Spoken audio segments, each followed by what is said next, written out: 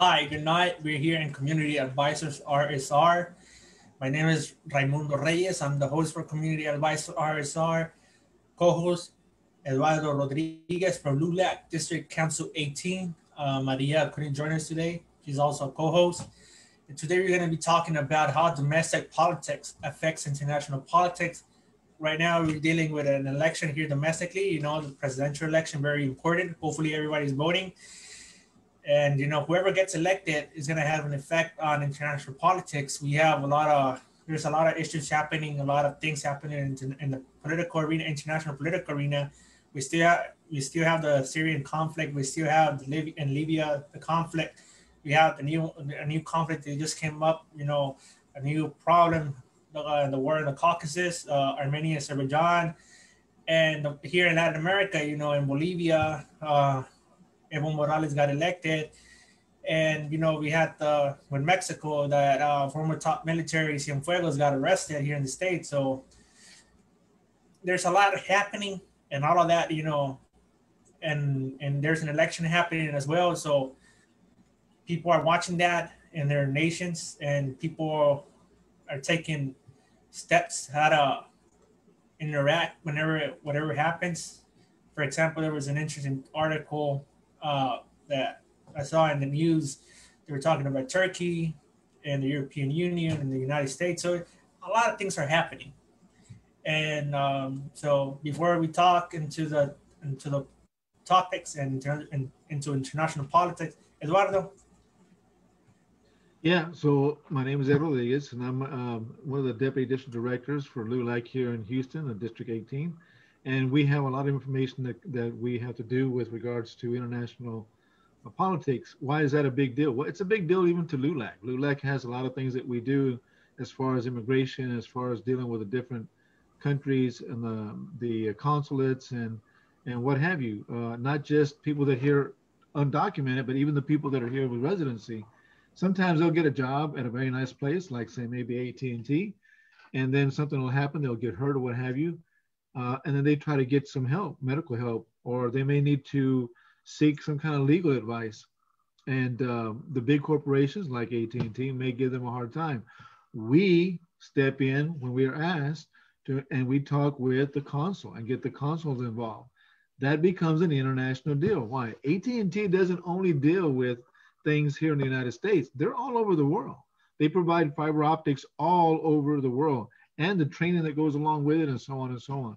So international politics affects you even, you may not realize it, but to give you an idea, if you drive a foreign car, you are a person who is benefiting from international politics. So that every single day something happens. Here in this area, I got one even better than that. How many people here love avocados on their tacos? Hey, that's international politics. Yep, even an avocado. So we got a lot to talk about tonight, and hopefully we'll be able to have some fun because even though it sounds boring and dry, it's really cool. It's something that everybody should kind of keep an eye on. Yes, definitely. I agree. I agree with Eduardo. And it's probably some political scientists and people who like politics. They also saw recently an article where there was a few senators from the U.S. who sent a letter about complaining about the energy things that were happening in Mexico. So it's international politics, and whoever gets elected into office and the next term, that has a really, really impact, an effect, and we're gonna see that, and everybody's watching that election, the election, and hopefully everybody's voting, and hopefully you already voted. People who are watching us, if not, please go vote. You have until October 30th, and you have until November 3rd to go out and vote. So, if you already voted, it's way better because you avoid the big lines. But if you want to go, you can go on November 3rd with all the emotion, being waiting online, taking pictures. Hey, I'm voting, but definitely. So, Edward, you had a lot of experience. You have a lot of experience more in dealing with the federal government. Can you give us a little explanation of the effects of how, the change in office, the presidency, how the engagement with with other nations in the U.S.? How will that change based on the person who's in office? Okay, well, that's a very good question. And the way it works is this way. When a president takes over, he has what they call an agenda. In other words, he has some ideas how he wants to run the country, or he wants to guide the country in a certain direction. Well, the way you do that is by getting, people through the crisis of whatever is going on. Now, that could be a war in another country. That could be economic, that could be business, that could be international agreements, that could be legal stuff. There's a lot of things that go on. But in the end, it depends on what the president's trying to do. Is he trying to make us look good and strong in other countries, internationally, or is he just trying to make us look good and strong here locally so that our people can, take a breather and be able to make some money, maybe get a business going or what have you. This president that we have right now is business oriented. So he sees everything in the sense of a business. So his international politics has to do with how he can make money for the United States. He looks, I think, and I may be right or may be wrong, who knows, but it seems like he looks at the United States as a business. And he's trying to figure out how to best take care of my employees, us, the US citizens and the people that reside here, and how best to generate more income and make this company more profitable. In this case, the United States. So by doing that, you have to have leverage in the political ring, you have to have leverage in the financial ring, and you have to have leverage in the intellectual ring as well. Because the guys who have the brain power usually are the ones that are able to get what they want. We have unbelievable entrepreneurs, people like Bill Gates, people that that own Facebook, like Mark Zuckerberg and all these other guys. This is very important because this is what drives the economy in our country. But other countries like Japan and India, intellectually, they have a big a big footprint on the international scale. So we have to work with them on international politics because we need them. I don't know if you've noticed, but if you got in a call recently because you had a computer that's not working right, your internet is down, and you're trying to figure out how to make it work, and you dial the number, it actually goes a lot of times to India, all the way across the ocean to a call center in India, and they answer all your questions. Well, the reason that happens is because there are things that are called international agreements. And these international agreements are entered into by the two parties, which is India and the United States. That's international politics. Nobody's going to go out there and say, hey, I want to start a call center in India.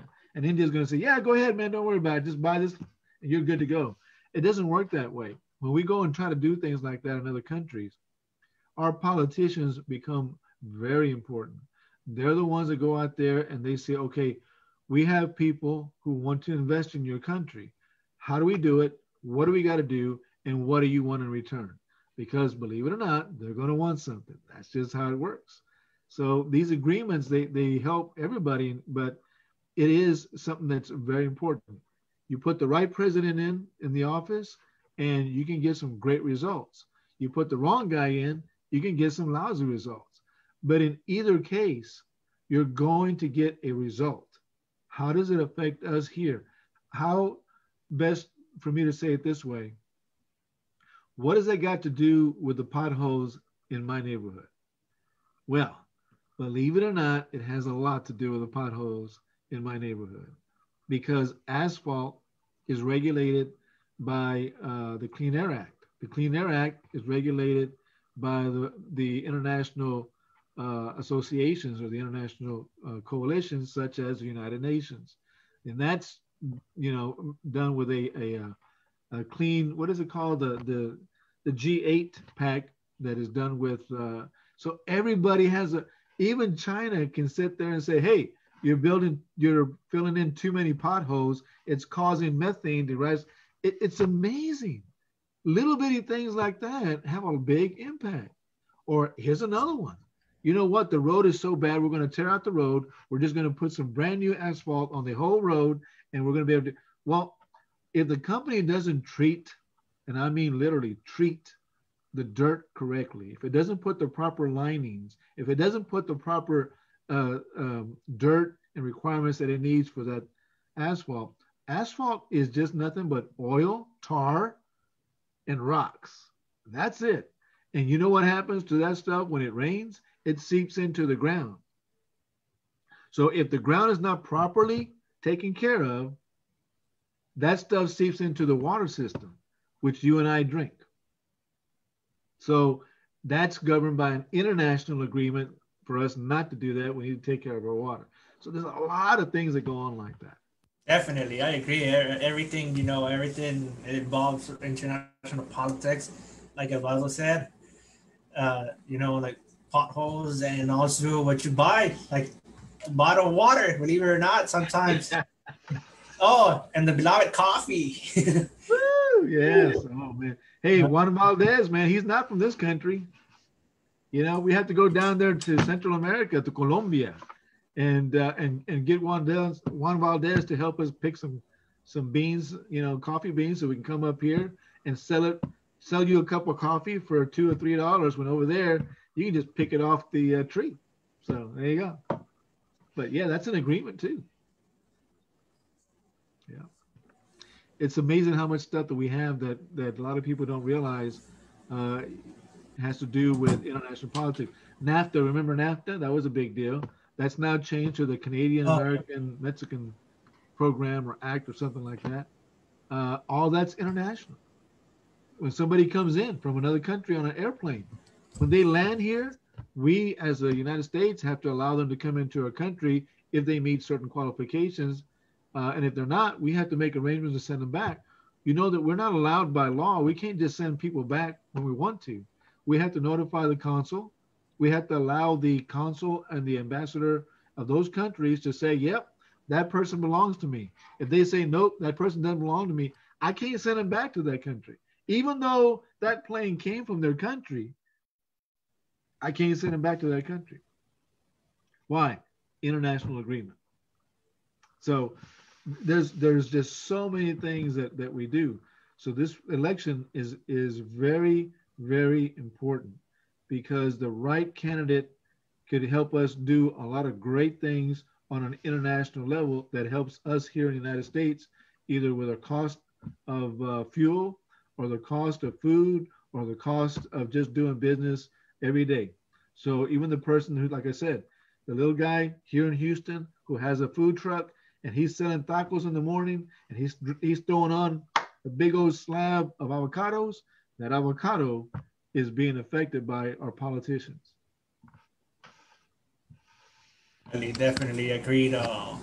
What Eduardo said, it's definitely everything. It's a government, and everybody has to deal with each other. And believe it or not, even it's like a big family, and everybody has to deal with everyone. And sometimes there's conflicts, but even whenever there's conflict, they still have to deal with each other. And oil, it's an important that everybody knows. You had OPEC plus, and you have the energy, and it's a big deal. And like Eduardo said, whoever gets elected and gets to make those decisions, and it's very important. Eduardo, can we talk about maybe for a little bit how each candidate or each person that stands based on their policies, where they stand, not necessarily whether or not they're good or bad. We let that for the public to decide. But so if the current president gets reelected, he wouldn't, he's not gonna go into the climate accord. I think that's the climate accord deal. So, but if Biden gets reelected, he's gonna get into a climate accord. Is that correct? Yeah, that's correct. They call it the Paris Accords, Paris Accord. and yeah, he gets an opportunity to sit there and say, I want to be a part of it or not be a part of it, which he did.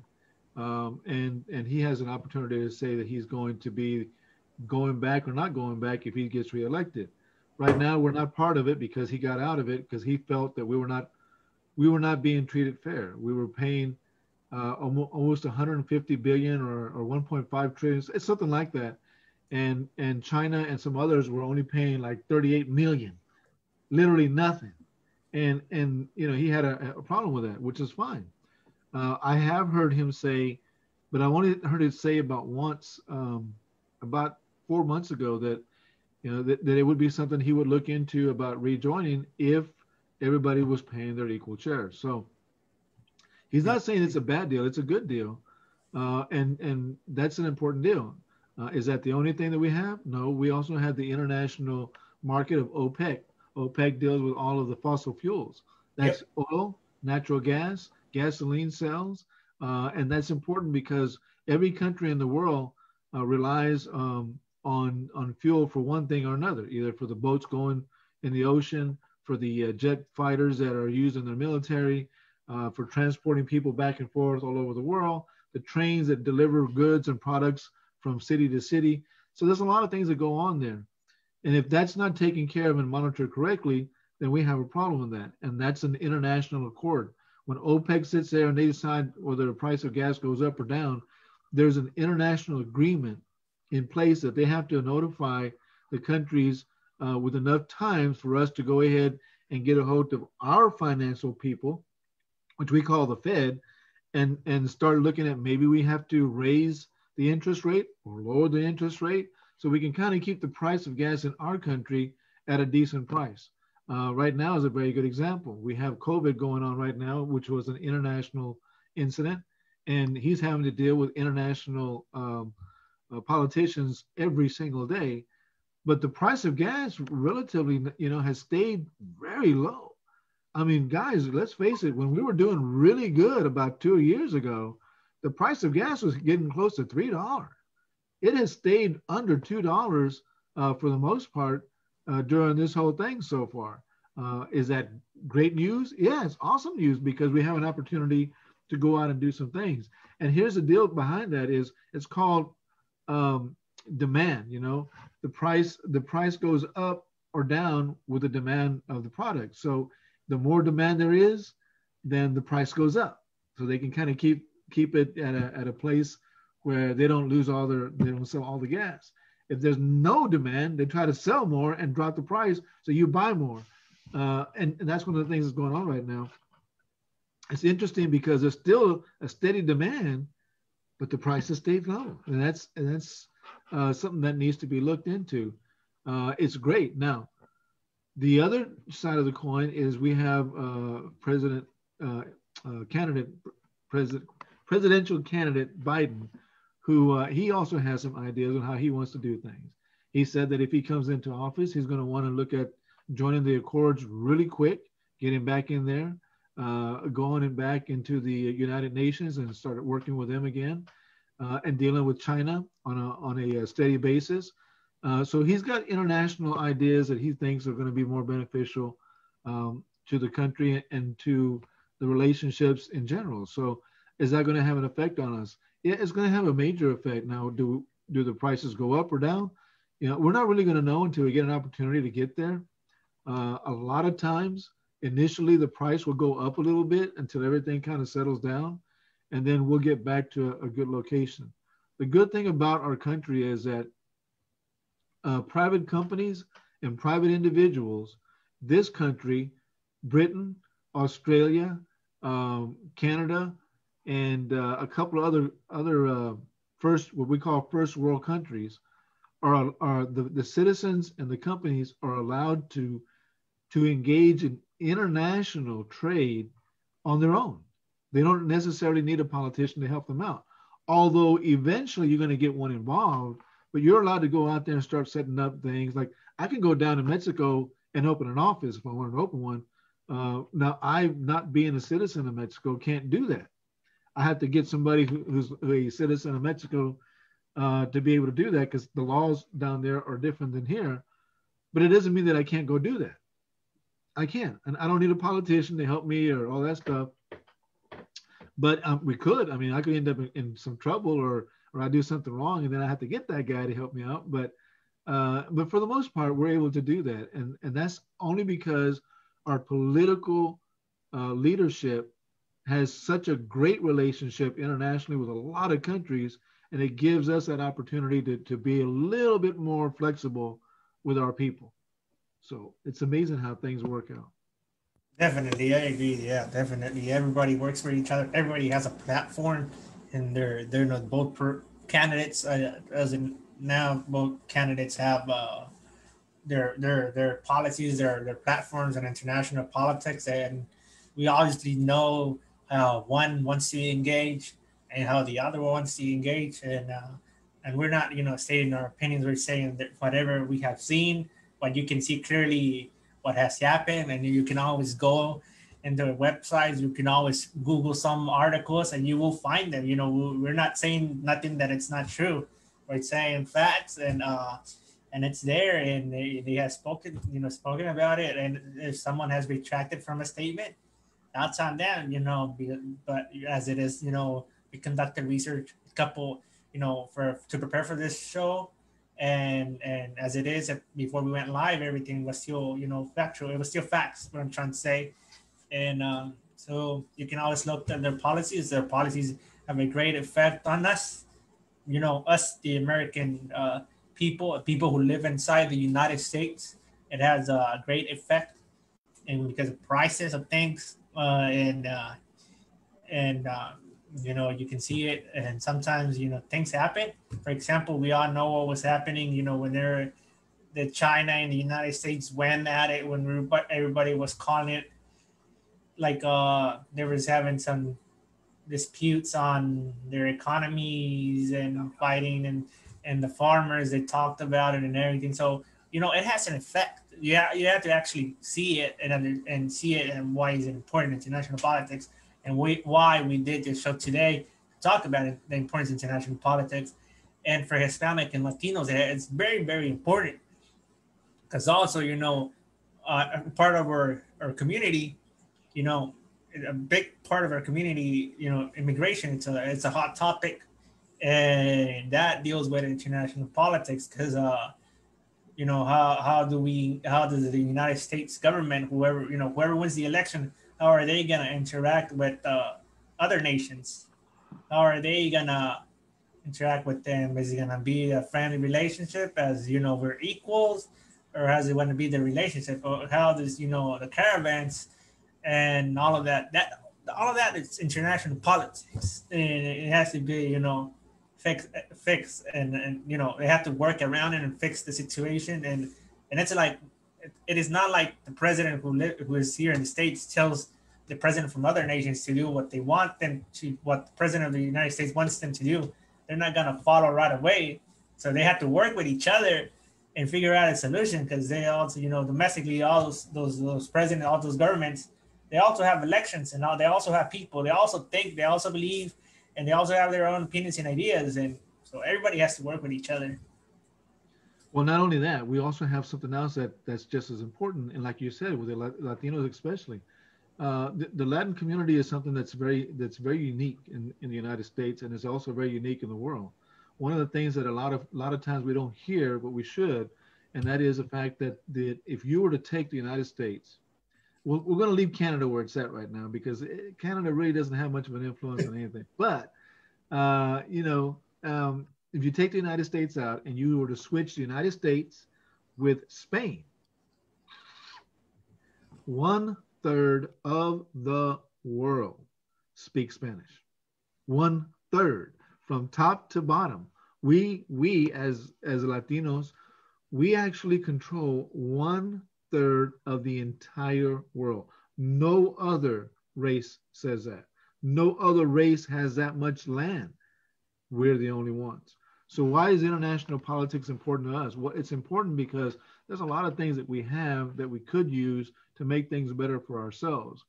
Then why aren't we being more, effective in the United States and in Central America? Well, it comes down to one thing: money. Some countries make more money than others.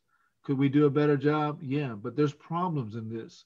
The problem is that we have people in office, not just here, but in other countries, who don't want to solve the problems. There's more money to be made by having a problem. You have to understand that. I know that sounds crazy, but listen to me. One of the big things that I always compare things to on politics is the potholes in my community. Well, that's what we're talking about here. There's guys, believe it or not, who sit in the city and in the county, and they sit there with trucks loaded with asphalt, but they're not going to go out there and fix those potholes. Why not? Well, we get paid by the hour, see? And we don't want to go out there and just fill them all. Because if we fill them all, guess what happens? We're out of work. I got to go home to mom and tell her, hey, I got fired today because I filled all the potholes. Wait a minute, you did your job and you got fired? Yep, there's no more work. It's done. So something happened a long time ago in the 50s and 60s where that mindset switched off and we changed everything. You realize that you can go out literally and find a body of a 1965 Mustang, almost rusted out. It looks so bad, but you can take that, go out there and clean it all up, literally clean the metal up and put it back together again, and that sucker will run for another 50, 60, 100 years. You cannot do that with modern technology. You cannot do that with a modern car. You just can't do that. Everything is designed to fail so that we can keep that machine moving in the same direction. Is that a good thing or a bad thing? Well, it depends. If you're a businessman, it's a great thing. But if you're a person who just needs something that works, it's a bad thing because you're going to have to end up buying something else. But at the same time, that's what we're talking about. There's problems that exist in Central America with the cartels, the drugs, the politics, the corruption, the fact that there's diseases and not enough food to feed people. There's a lot of things that are going on, and these problems can be solved. But people make money by those problems existing, and they don't want those things to go away. And I hate to say that, but that's the truth. I can refer to something that I did or something that happened to me a long time ago. When I first started out as a police officer, one of the places that I was working, I was involved in a what they called a drug task force, and the DEA was running it, and it was called Operation Pipeline. We were trying to stop the drugs coming in from Mexico up through New Mexico and Texas Panhandle, and we were busting people left and right. Me and my partner, we were doing a great job. What ended up happening was the guy calls us into the office. The DEA agent in charge, he calls us into the office and he says, "Hey, you guys got to slow down." And we said, but are we supposed to be doing that? Well, yeah, but you're doing too good of a job. And we're like, what? And he goes, well, look, let me explain to you. I've been with the DEA for 34 years. I'm from Lubbock, and that's where the office was. And now I'm going to retire in about another 2 years. I'm going to retire right here in Lubbock. Okay, what does that got to do with us? Well, if you do too good of a job and you arrest all the drug dealers, they're going to close this office and they're going to move me somewhere else. So when I retire, I have to pay to move all my furniture back here to Lubbock. But if we don't bust everybody, I get to stay here as the officer in charge. And when I retire, I already have the house here. I ain't got to move nothing. So I know it sounds crazy, but that's what his whole motivation was. They're paying me to stay here where I want to be. And therefore, he didn't want to solve the problem. We got other guys like that all up and down, and every country has people like that. And that's one of the things that we'll have to deal with. Because I'm telling you, there are programs in place right now that we can use to make things happen. But people out there, politicians here and in other countries, don't want that to happen. So having a president that you feel is the right person for this country to lead this country is essential. We've got to have the right guy. How do we get that guy? You who have the ability and the authority and are eligible and registered to vote, you've got to vote. It is so important that you vote. All right, thank you, Edward, for sharing that information. And international politics is very interesting. That being said, thank you for joining us today on Community Advisors RSR. And on Wednesday we're gonna have the show, and it's gonna be in Spanish, and it's gonna be all as well interesting as today. And we're gonna be talking more about how domestic politics affects international politics, but more specifically to the Hispanic and Latino community. We started the show obviously mentioning all the conflicts that are happening, and the United States has us a lot of say in how to solve those problems, because everybody, whenever a conflict starts, they look to the United States to try to solve that problem. Yeah. But community advice RSR, it's focused on the Hispanic and Latino community, and present that information and how this is going to affect the Hispanic and Latino community. We're going to be talking about it in Spanish on Wednesday, so join us at 8 p.m.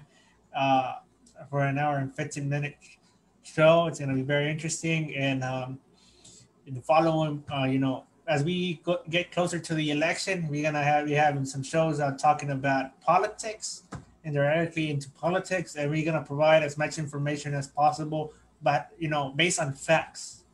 And we obviously conduct research. We research, we find sources, and we do our best to provide accurate information. But if sometimes information changes like last minute, there's not, there isn't anything that we can do, because right now we're speaking, but something might have changed already, because this is politics. It changes, quickly. One thing that I have come to learn in politics, even here locally, is that it changes. The situation changes in a minute. And so, and just a friendly reminder, maybe Edward can comment more about this. We have a new Supreme Court judge. Is that correct, Edward? Yeah, the person that they've nominated, Miss Barrett, has been confirmed. She has been sworn in. She is now an associate justice of the United States Supreme Court, and that has a big impact on the international politics, because we have a lot of cases that are in our judicial system of lawsuits and stuff that we have concerning other countries. When something happens, like for instance, a lot of people are getting ready to file a lawsuit against China in because of the COVID deal. They're saying that this is something that may be able to be proved in court, and maybe we should go ahead and file against them. We've had international terrorists. Like one time we had back in the 70s, there was a plane that was blown up over Lockerbie, Scotland, and everybody on board died. The families filed a lawsuit against, I think it was Iran, because they're the ones, supposedly the terrorists came from there. That happens in our international courts. That happens in our Supreme Court. So it's a big deal, And this one justice could have something to do with that. The bottom line is, again, everybody in our system, one way or another, has something to do with international politics because of different things that go on. If a person gets arrested, we have an international agreement that we must advise the local council for that individual's country to let them know. If they're not citizens of the United States, or if you're a resident or no documents, papers and no papers, doesn't make a difference. The only people that don't do that, or we don't do that for, is United States citizens. But the consul has to be informed. If you're found in a hospital unconscious, and we have an idea who you might be because we see the marticula, we get a hold of that consul and let them know, so that they know that you're here hurting and they need to take care of you. So there's a lot of things that go on, and all of that is international politics, every bit of it, or foreign relations, which is another word that we can use. But either way, we need to know a little bit more. And believe it or not, I think, in my opinion anyways, that a lot of the people that arrive here without documents from Central and South America, that are Latinos, they probably know a lot more about politics, international politics, than most Americans. And I will second that comment. And because they have to, get their passports, they have to get their identifications, and that's a process. And whenever they don't have the documents, they have to get the documents from their native countries, and then get those documents here, have them with them, and go inside their consulates or embassies and get those get their matricula or passport ready, but they have to show that proof. And there's a lot of things that happen, and also with business. So, and That's very interesting, and a lot of people have to deal with it whenever they're not, originally from a country. I assume that American citizens who live in abroad, they also have to deal with international politics if you're living in Japan or you're living in another country, Europe, or and you have to deal with the consulate and passports and all, and vote, like voting as well. Yeah, So and that's a very good point because a lot of people that are out of the United States don't realize you can vote at an embassy. You can go to the embassy and they'll give you the what is it called? Oh man, I forgot what it is. Absentee ballot, and you're able to vote for whatever country, every state you want, or whatever city you want. Yeah, you have the right to go ahead and do that. So you got to keep those things in mind. There's a lot of things out there. yeah, so thank you everyone for watching us tonight. Thank you for being with us. This it's 9:22 p.m. It's really it's night. We're drinking coffee and talking about international politics. Who wouldn't want to do that? Talk in the night of politics. Everybody wants to hear about politics. Yep. So have a great night. Stay safe, and we see you on Wednesday. You guys take care.